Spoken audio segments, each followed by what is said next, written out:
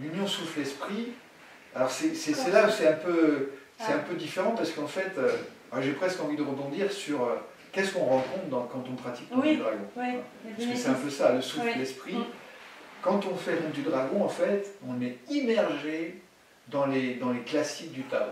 C'est-à-dire tous les concepts, toute la philosophie taoïste, elle est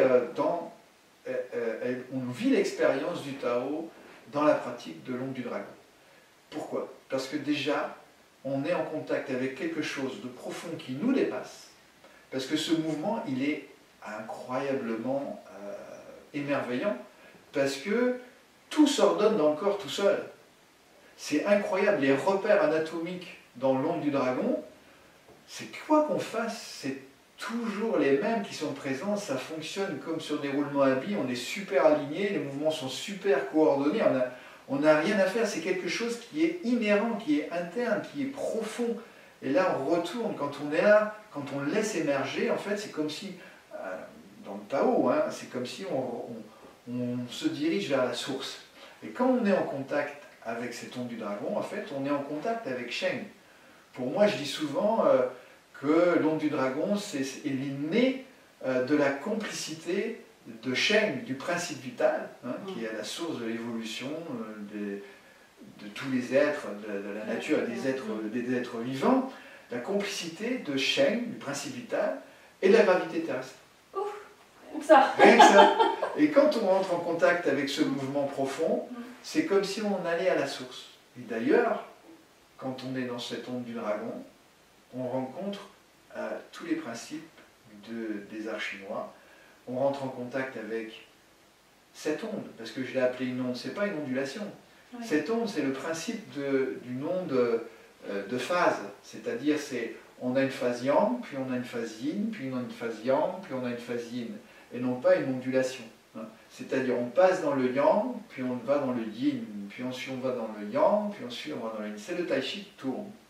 Il tourne le tai chi. Et l'onde du dragon, le mouvement, c'est vraiment ça. C'est on rentre dans une phase yang, puis une phase yin, puis une phase yang, puis une phase yin. Donc on est dans l'expression du tai chi. On est dans Sheng. On est aussi dans le wu wei. Le wu wei, c'est non-agir ou agir sans agir. Souvent, je prends l'exemple du surfeur. Le surfeur. Voilà. Le surfeur, il va à la mer, il ne crée pas la main, il ne crée pas les vagues. Tout ce qu'il a, il a sa planche.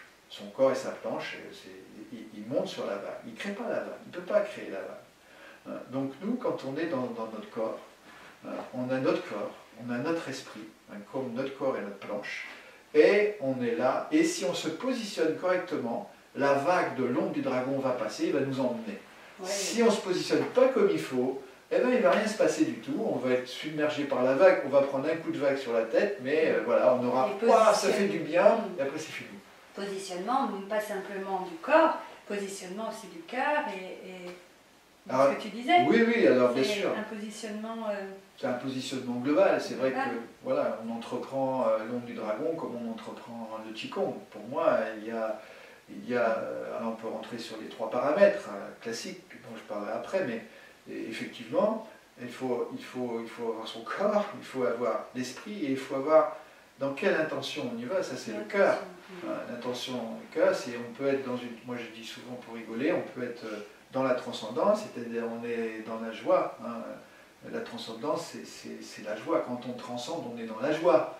Donc soit on se met en disposition intérieure, donc on se met en sourire intérieur quelque part, et on est dans la transcendance, on est prêt à vivre la vie et à traverser la vie avec cette joie intérieure qui va nous permettre de faire émerger les compétences de Sheng, parce que la joie, pour moi, c'est signe de Sheng. Sheng, il sait transcender, il fait que ça depuis la nuit des temps.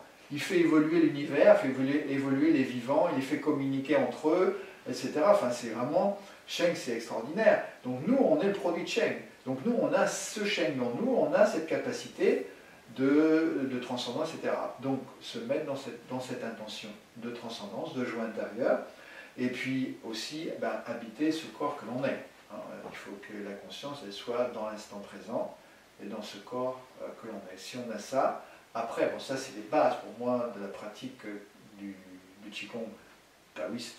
Ça c'est la base. Après, dans l'onde du dragon, on va on va avoir quelque chose de fondamental, c'est que l'onde du dragon, elle va donner, le la, surtout dans le mouvement en tout cas, elle va donner le diapason, c'est-à-dire elle va permettre au corps de faire les mouvements en suivant l'onde du dragon. Hein. Il va se coordonner, le corps il va être coordonné, il va suivre l'onde du dragon pour se coordonner, mais aussi l'intention, le souffle aussi, c'est un peu, je prends l'image de chevaucher. Hein. Le corps il va chevaucher, le mouvement il va chevaucher l'onde du dragon, le souffle il va chevaucher aussi, et aussi l'intention. C'est-à-dire que dans l'onde du dragon, il y a, peut-être on y reviendra, bon après, si je dis que c'est simple, mais c'est relativement simple, mais quand même, c'est très riche. Hein. C'est très riche, et donc on a... C'est simple d'accès, on peut le dire. Oui, c'est simple d'accès. On peut, mais après c'est immense, voilà, c'est le infini. champ d'exploration. Et après, le champ d'exploration voilà, est infini. On a fait une fois. Voilà, c'est ça. C'est pas très compliqué à la base, mais c'est vrai que le champ d'exploration...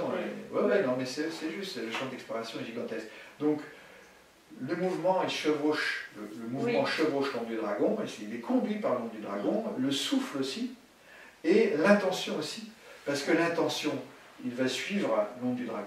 Quand vous voulez faire, si vous êtes dans des flux d'expansion, votre esprit va suivre les flux pour, si vous voulez vous expanser dans l'univers, ben, quand vous êtes dans l'onde du dragon, il y a un moment où les flux s'expansent, mais vous les chevauchez, et là, les effets, ils sont complètement décuplés, la perception, mais aussi les effets thérapeutiques. On en reviendra sur les effets. Ils sont complètement décuplés. Quand les flux descendent et que vous suivez les flux dans la descente avec votre esprit, c'est décuplé. Le souffle, lui, le corps, il va se déployer, se reployer, et la respiration, elle va trouver le chemin là-dedans. C'est-à-dire que c'est le corps qui est poussé par l'onde du dragon qui respire. C'est le chef d'orchestre.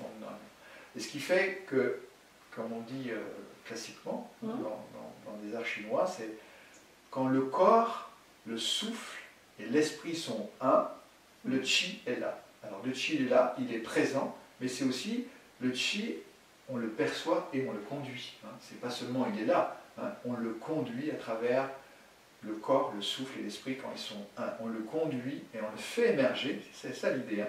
Il émerge et on le conduit avec ces trois paramètres. Voilà, donc l'onde du dragon, lui, il met en face ces trois paramètres, on a des effets, des perceptions et des effets très démultipliés.